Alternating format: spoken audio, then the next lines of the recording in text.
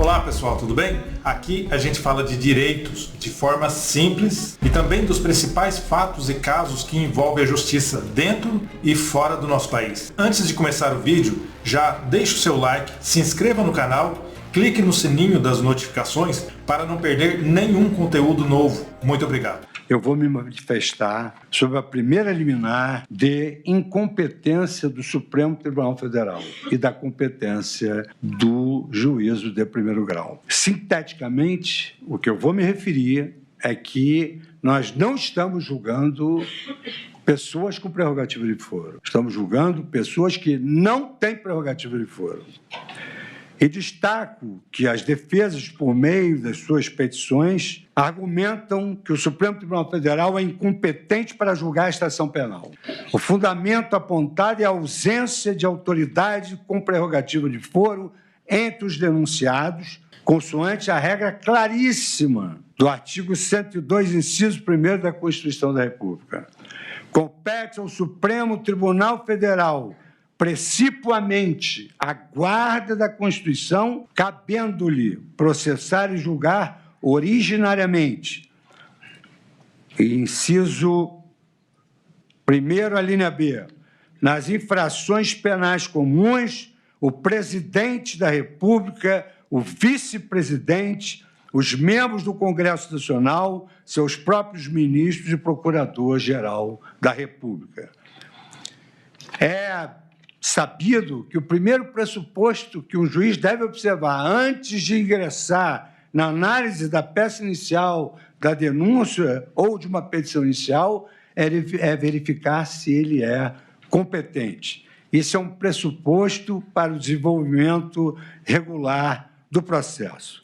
Somente o juízo competente pode analisar uma ação penal início litis.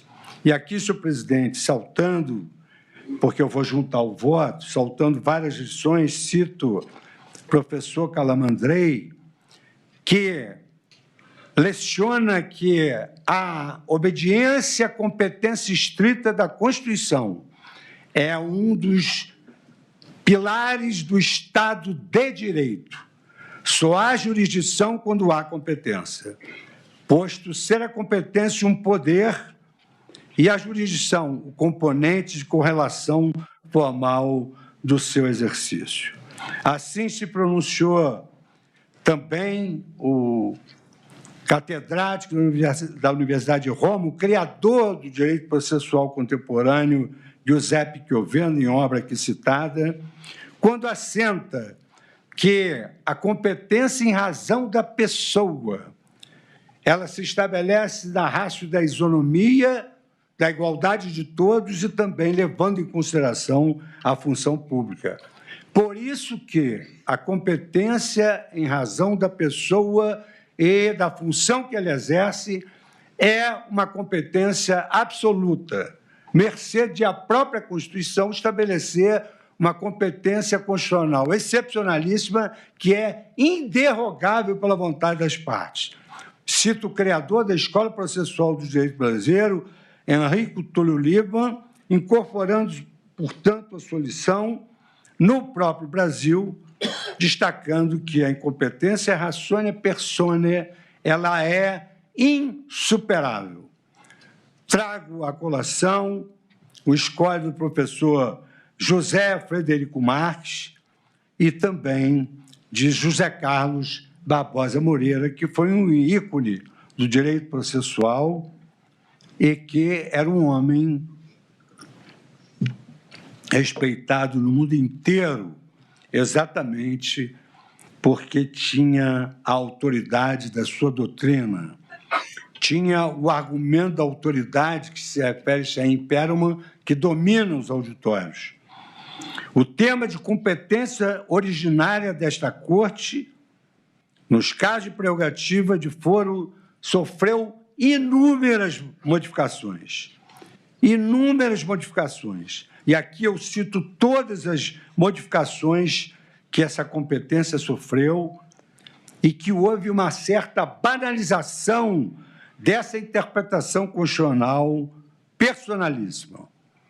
E esses autores expressam que, ao vedar expressamente o julgamento ratione persone por outro órgão competente que não aquele indicado na Constituição, esta regra passa a ser lindeira à criação de um tribunal de exceção, que o Constituinte buscou impedir, não apenas pela criação de um novo tribunal, mas exatamente para que uma ação, e a posteriori a ação penal, fosse julgada por um órgão jurisdicional diferente daquele que é previsto nas leis. Ou seja, o órgão jurisdicional constitucional é absolutamente diverso do órgão constitucional ordinário, especialmente quando essa modificação da competência for resultado de uma interpretação após o crime. E o que eu quero dizer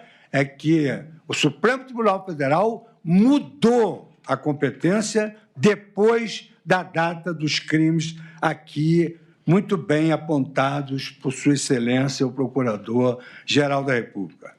Trago o procurador, como Vossa Excelência é um doutrinador de escola, as lições de Ferraioli, Karl Schwab e outros autores da sua preferência, e destaco, identifica-se assim que a competência absoluta ela não pode ser derrogada sob pena de infringir a garantia do juiz natural. E a garantia do juiz natural cumpre diversas funções no ordenamento brasileiro. Em primeiro lugar, ela assegura a imparcialidade do julgador, evitando que sua designação ocorra por finalidades menos ortodoxas. E ainda é reforço dessa Constituição a independência dos magistrados que não ficam sujeitos a ameaças de afastamento do caso, na hipótese de não seguir eventualmente a determinação de uma maioria ou de seus superiores. Com esta breve contextualização que avulta densa correlação entre a relevância do cargo na República e a previsão do foro por prerrogativa, eu passo ainda a analisar essas modificações. E aí, senhor presidente, egrégia turma, eu venho desde 1964 com a edição da súmula 394, que estabeleceu essa competência, depois a modificação só quando a instrução já terminou. Enfim, trato aqui todas as hipóteses de competência e da modificação de competência. E cito a P568, da relatoria do ministro Barroso, onde ele destacou a incompetência, que era ratione persone, a competência funcional, que está em jogo, não se prorroga, porque não é relativa, é absoluta e funcional. Não podemos ir ao mérito para depois voltar à preliminar. E aqui eu destaco, senhor presidente, depois de analisar essas questões, que o Supremo Tribunal Federal já anulou um processo por inteiro por incompetência relativa, máximo quando se trata de incompetência absoluta e inderrogável pela vontade das partes. E aqui, então, cito que, de acordo com as premissas que eu adotei de forma coerente ao receber a denúncia, a interpretação restritiva da prerrogativa de foro, preconizada desde a questão de ordem na ação penal 937, é a mais correta. E essa visão é que se alinha ao princípio republicano, que veda o tratamento desigual sem justificativa constitucional. E relembro mais uma vez que presidentes da República já foram julgados no Supremo. Um presidente foi julgado pelo plenário e o outro presidente foi julgado em segunda instância. Os fatos imputados aos réus, segundo a denúncia, ocorreram entre 2020 e 8 de janeiro de 2023. Naquele período, a jurisprudência da Corte era pacífica, consoante o entendimento consolidado, racional, inteligível, de que, uma vez cessado o cargo, antes do término da instrução, a prerrogativa de foro deixaria de existir. Em caso, os réus deste processo, sem nenhuma prerrogativa de foro, perderam seus cargos muito antes do surgimento do atual entendimento. O atual entendimento é recentíssimo desse ano.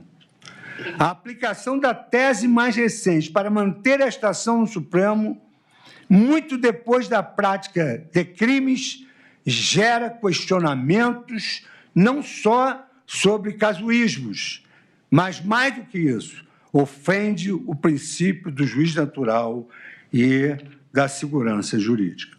E aqui, senhor presidente, eu faço uma digressão sobre segurança jurídica, cito acórdons, repiso, e sobre esse ângulo, devemos relembrar que esta Corte anulou um processo com mais de uma centena de recursos por simples incompetência relativa de foro, e nós estamos diante de uma incompetência absoluta, que é impassível de ser desprezada como vício intrínseco ao processo. De sorte, senhor presidente, que mantendo a minha coerência que manifestei no recebimento da denúncia, ciente de que naquela oportunidade tratava-se de recebimento da denúncia, em que vigorava o princípio indubio pro societate, deixei para o julgamento a análise mais vertical dessas questões. Assim sendo, senhor relator, saltando todas as digressões que aqui fiz sobre o campo doutrinário e jurisprudencial, com as vênias de sua excelência, o dedicado relator e dos que o acompanharam, meu voto é no sentido de reafirmar a jurisprudência desta Corte adotada na questão de ordem na ação penal 937. Concluo, assim, pela incompetência absoluta do Supremo Tribunal Federal para o julgamento deste processo, na medida em que os denunciados já haviam perdido os seus cargos. E, como é sabido, em virtude da incompetência absoluta para o julgamento, impõe-se a declaração de nulidade de todos os atos decisórios praticados. De sorte, senhor presidente, que a minha primeira preliminar, ela anula o processo por incompetência absoluta. Já deixe o seu like, se inscreva no canal, clique no sininho das notificações para não perder nenhum conteúdo novo. Muito obrigado.